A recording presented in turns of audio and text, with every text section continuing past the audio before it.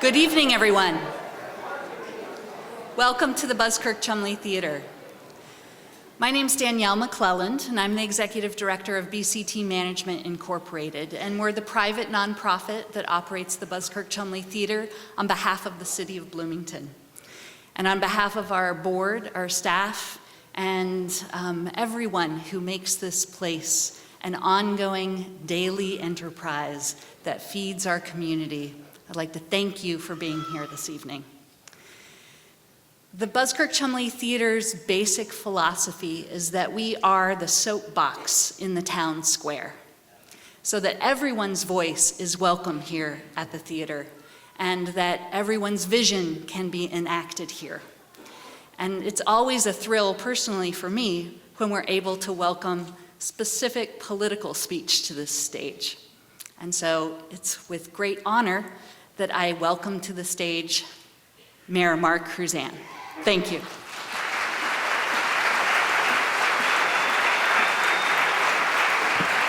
Thank you, Danielle. Thanks very much. Hello, Bloomington. 2 months ago, I announced that I'm not running for a fourth term, and I'm here tonight to announce that I have changed my mind. And I really wish I had thought to have a camera on Darryl at this exact second. But I didn't. 2 months ago, I announced that I am not running for a fourth term, but it wasn't then that I decided to support Darryl Neher for mayor. That decision was made more than 2 years ago when I first approached him and tried to plant a seed in his mind that he should be considering a run some year. And I didn't know whether that would be in 2015 or 2019 at the time. But in all of my years with working with him, I've appreciated Darryl's partnership on addressing our many priorities in the community. And there have been times we've disagreed, and sometimes loudly, and sometimes very loudly. But my support for Darryl Neher has been unwavering. Regardless of where he and I fell on the issue, I've always known with certainty that he is guided plain and simple by what is best for Bloomington. Now, the last time I stood on this stage, it was with Darryl Neher and others as we conducted a symbolic same-sex marriage ceremony. And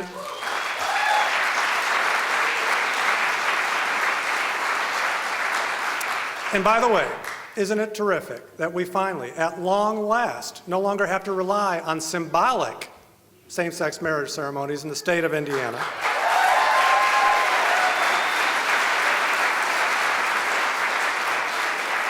It is proof that all things can be achieved if we're willing to stand up for our beliefs. And it's precisely that kind of optimism and commitment to cause that council member Darryl Neher has consistently demonstrated, and that Mayor Neher will continue to deliver. When Darryl Neher looks at Bloomington, he doesn't see a city, he sees a community. And he knows that in order for a community to truly be a community, all of its members must feel included. And in so many ways, to me, Darryl Neher is Bloomington. He is the intellect, the heart and compassion, the eclectic nature, and the sense of humor that makes Bloomington a special place. He has even got a dome like our courthouse. As I wish I had thought to have a camera on Darryl. As I leave office after 12 years, I will think back on public service as being a noble calling, and I'll be proud to have been a small part of what I hope you see as a long and distinguished legacy of democratic city leadership Bloomington has enjoyed for more than 4 decades. And now it is time for new ideas and new energy. There is nothing more important to me than to turn the responsibility of protecting the preciousness of this city's quality of life over to the right leader for the next generation. A unique and independent voice for a unique and independent community, the next mayor of the city of Bloomington, Darryl Neher.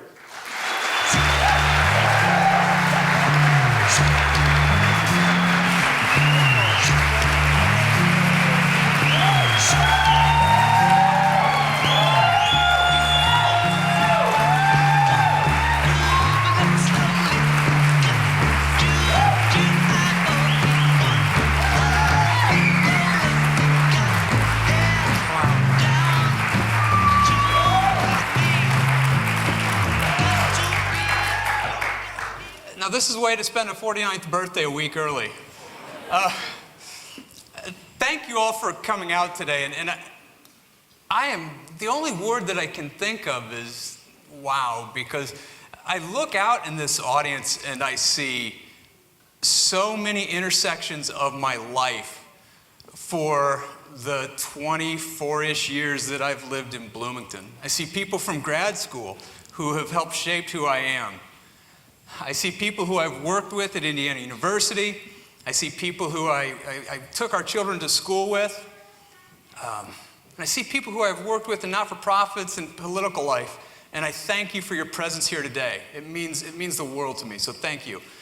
Now, this theater, I chose the Buskirk Chumley Theater tonight for this announcement because it is iconic. It is so important to our arts community. It is indicative of our commitment to historic preservation. But this location is important to me for personal reasons. There are 4 events that helped, I guess you could say, identify me, who I am and what I believe in. It was in 2007 that I was on this stage, and some of you were here to watch it. It was with Dancing with the Celebrities, Arthur Murray and Barbara Leiniger, right? And I was able, in that event, to work with then Indiana State Senator Vi Simpson, the head of the Chamber of Commerce at that time, Christy Gillenwater, Dean of the School of Education, Gerardo Gonzalez, David Hayes, and the impeccable singer, Sylvia McNair, to raise $80,000 for local charities in our community. And we did it because we worked together to challenge one another to do better, to lift up and help the charities that we believed in. Now, the second moment Mayor Kruzan alluded to, and that was the moment that we stood here in solidarity to stand firm for marriage equality in the state of Indiana. That moment was meaningful, and it drove home the importance just recent months when I stood outside on the sidewalks of Kirkwood, and I was able to be the officiant for Danielle McClellan and her partner Sue, and watch them solemnize their vows and realize what they deserved all along. And that fourth moment was most recently when I stood here, was during the TEDx presentations. And I spoke about my battle with depression and how I tackled it and how I manage it every day. And that moment, it was a collective of community members who shared ideas, felt empowered by ideas, and those ideas went well beyond this stage and this theater. I received hundreds of emails from people around the world to talk about how they were impacted by those words. And that moment is one of the most meaningful moments of my life. Which brings me to today, another meaningful moment. And today at 3:30, I filed my paperwork to declare myself a Democratic candidate for the mayor of Bloomington.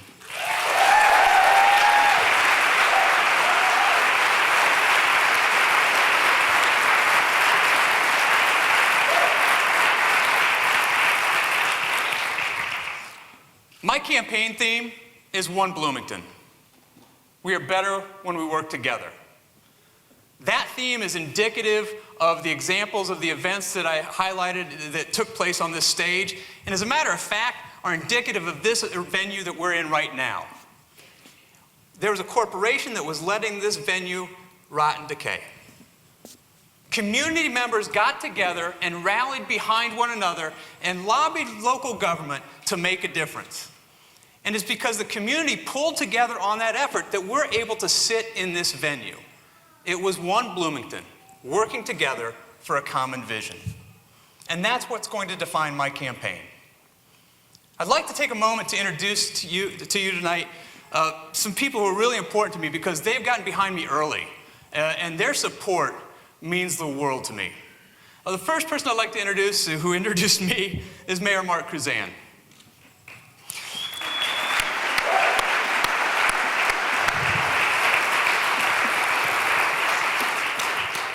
Mark has supported me for a long time, and his support has helped me get through a lot of, well, I guess when we're having these debates and heated conversations, we're able to get beyond them because we know that at the end of the day, we're doing it because we believe in this community.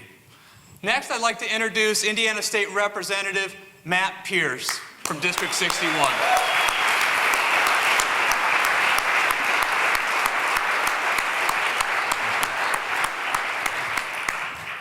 Matt represents all that is great about public service, because every day he has to drive up to Indianapolis to step into that legislature and to fight for the progressive principles that we believe in here in Bloomington and that we deserve to see in Indianapolis. And so, Matt, thank you for that commitment.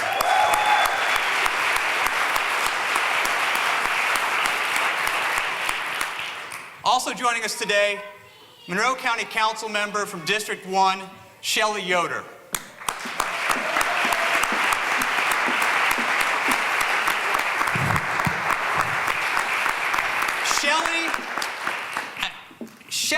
I asked Shelley to be on this campaign first and foremost because she's my friend. She's my colleague, but Shelley, in her campaign for Congress, she showed what grassroots campaigning does. She turned herself from an underdog to a favorite, and if we can campaign as hard as Shelley did, we will win this race during this primary. Next, Vanessa McClary. Vanessa is the founder.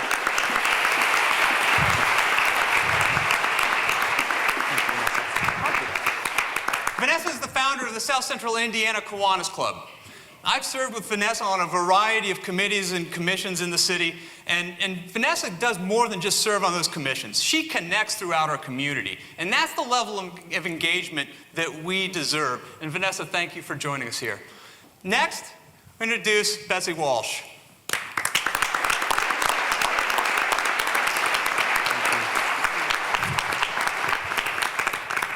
Betsy was with me on my first campaign.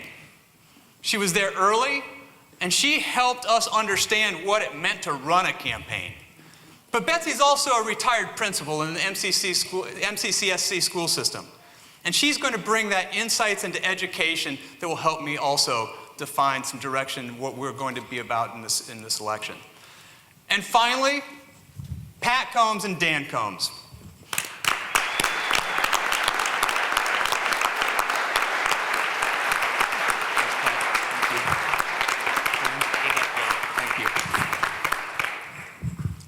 In both of my campaigns, Dan was the first person to message me and say, if you're in, I'm in.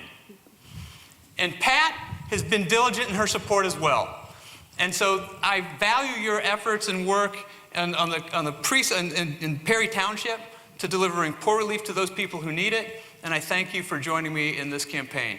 And if you would please join me for a moment to thank and congratulate, or thank these, thank these wonderful members of my campaign committee.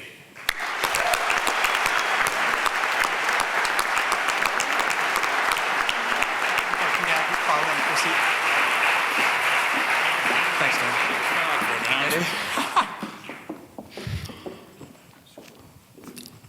I never intended to enter political life. I didn't grow up in a political family. I didn't set myself on a political path, but I always found myself engaged in the communities that I was a part of. I grew up in North Manchester, Indiana. That's a small rural community in northern Indiana, and I did what kids do all the time. I played sports. I had a paper route. When I was 14, I started working in a factory to earn some money that I could save so I could go off to college. And with the support of parents who were supportive, I was able to go to college and be the first individual in my family to actually attend and graduate. And immediately after graduation, I came to Bloomington. And Bloomington became my home. Now, when I first arrived in Bloomington, I was a poor, broke graduate student, and I had to work to supplement my income, to get by, to pay my bills, and I know what that struggle is like. I worked on Bloomington's South Side on South Walnut Street at Hoosier Outdoor Advertising in the paste room. I worked on Bloomington's West Side in the comic book shop and a baseball card store. I worked on Bloomington's East Side working in Blooming Foods in the produce department, stocking produce and fruit so people could have the nourishment that they need to go through their day. And here's the irony of it. I also did delivery for a hair product company and drove that delivery truck around Bloomington and southern Indiana. But it was also during grad school that I was fortunate to meet my family. I met my wife, Jeanette, in graduate school, and what became my stepchildren, Derek and Erica. And with them, we discovered a different side of Bloomington. The fabulous schools we have, the programs that pull kids into the arts, pull kids into being excited about science, and I was able to discover Bloomington through the eyes of our children. Now, I started to get involved in public and political issues when I started to jump into public affairs programming. And first, and I see Shauna sitting right here, Shauna Ritter and I founded Interchange on WFHB radio. And that is a beautiful, beautiful program. And that was my real deep introduction to the policies and politics and personalities that helped shape our community. But after WFHB, I ended up going to WGCL in the afternoon edition and was able to talk 5 days a week for 2 hours. Give me a microphone, I'll talk. But talk for 2 hours, again, on those same issues, bringing community leaders in, talking about those issues, and really getting a deep understanding of who we are as a community. But also during that time, I started to establish myself with a reputation of doing my research, being fair and thorough, but also willing to ask the difficult questions. I remember when John Hostetler came into the studios at WFHB and sat down, and at the time he was trying to push deeper, more restrictive abortion regulations through Congress. And I asked then Representative Hostetler, why aren't you standing up for a woman's choice? When then Senator Sam Brownback from Kansas was stumping for a possible presidential nomination and he came into WGCL, I asked him why he wouldn't support marriage equality for my gay and lesbian friends. And when Mitch Daniels was in one city center, he was going through his road show for I-69. Me, along with a variety of other community members and media members, asked him, where's the money? And please, this can never become a toll road. After a year or two, a couple of my friends who were in political office approached me and said, Darryl, you've got no excuse. You need to be in political life. Again, it's not something that I thought about, but I started to reflect and I thought, I do know Bloomington. I do know the people who help make our community special. I do know those stakeholders and not-for-profits and those small business owners who make our community thrive. Those are the individuals who work together to make Bloomington what it is. And today, I enter into the race to earn a Democratic nomination to be your candidate for mayor. And I do so with deep humility and respect. I have the humility to understand the responsibility of this position. Leading 600 employees who deliver the essential services to 80,000 people in our community, who collectively shape our character of our community for the millions of people who come through here every year and love our city. I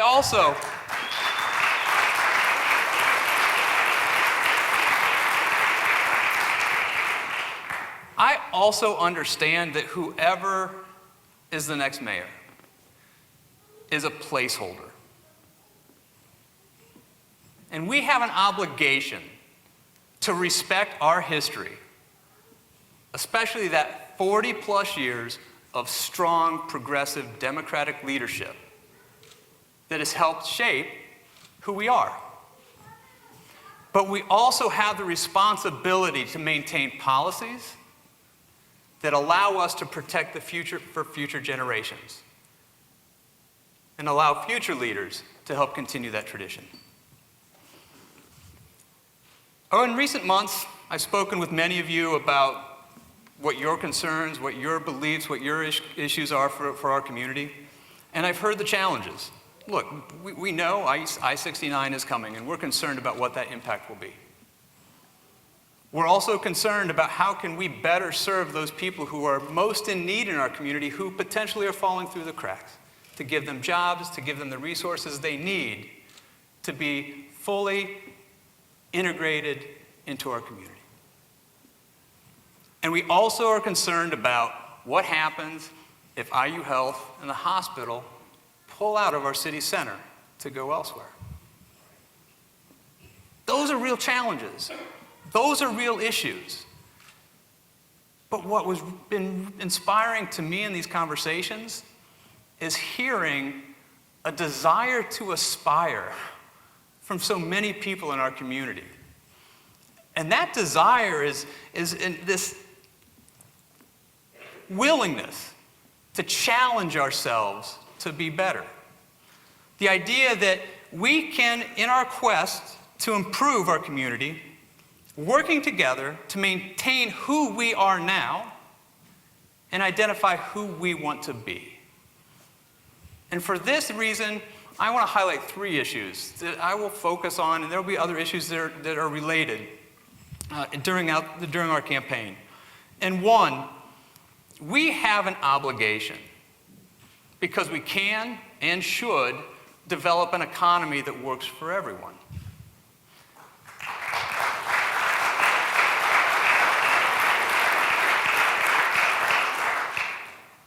An economy that's not just about wage growth, but raising the wage floor. An economy that seeks opportunities for those who are seeking them and need them. I've talked to so many 20 and 30-year-olds who are in our community, and they're looking for those opportunities to stay, and we can find them. I mean, we have an entrepreneurial spirit in this community that we need to cultivate, that we need to invest in. We've got people we need to invest in. And in doing so, we can continue to maintain a prosperous economy, and an economy that we understand is interrelated in 3 ways: quality of life, economic development, and a sustained commitment to social services. That's the economy we deserve.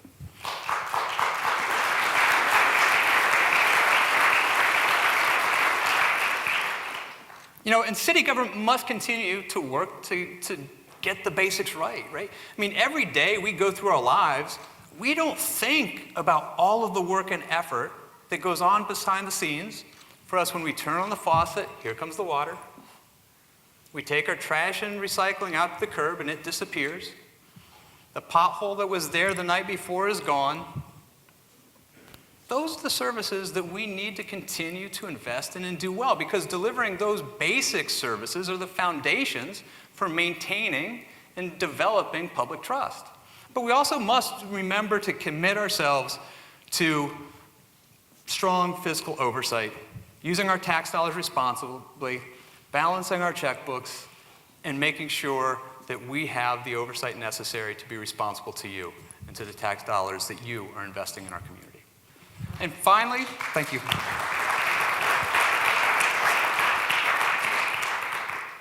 And this is my strongest commitment and my strongest promise to you, that I want to create a culture of engagement.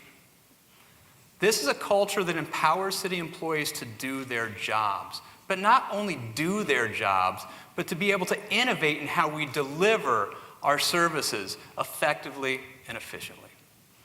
I want to be able to create a culture of engagement that engages community stakeholders to confront the challenges that we have and the opportunities before us.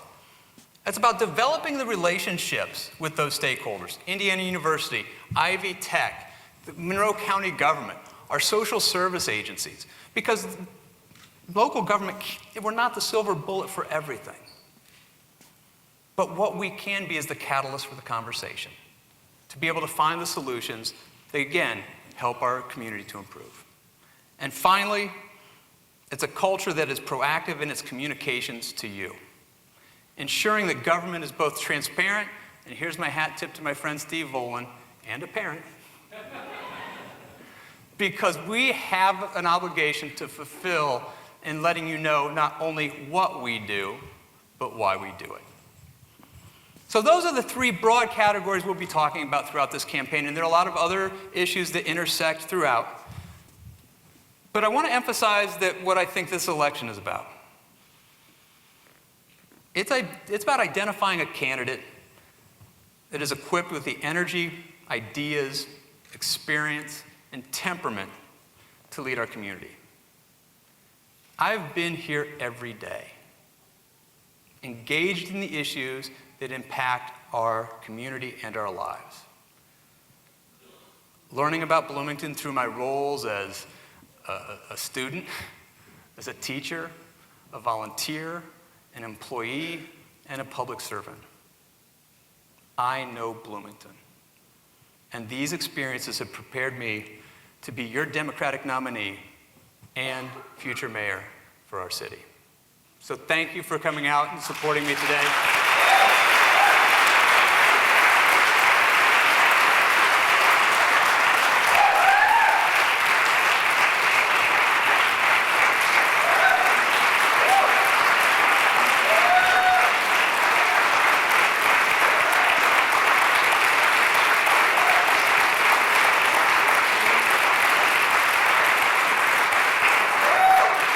If I can, in an Apple-like moment, one more thing.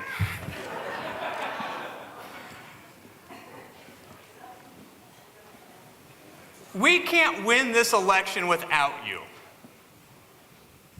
You're central. And one of the most important ways that you can get involved is to tell others. Talk about this campaign. Talk about why you're here to support me in this election. Now, it's going to sound a little strange. Another way you can help me is you can pull out your phones, you can take a picture, you can post it on Facebook, so let people know that I'm running, and hashtag OneBloomington. So if you have a phone and if you're on social media, I'm just asking you to do that to help to get the message out. The third way you can help is to volunteer in the campaign, and volunteer is a broad brushstrokes. I mean, if you want to walk and knock doors with us, come along. If you want to plant a yard sign in your yard, we'll bring it to you. If you want to help us call and get out the vote, we'll work with you on that phone and we'll give you a list of numbers. But please, I hope you'll volunteer and support. And finally, this is the call, right? And it's going to be an expensive election. And I'll need your financial support. And so I hope you will think about contributing to this campaign to help us through the next 4 months to get started, to work hard, and to promote One Bloomington. Because again, we are better when we work together. Thank you for coming out. I appreciate it. And just as an FYI,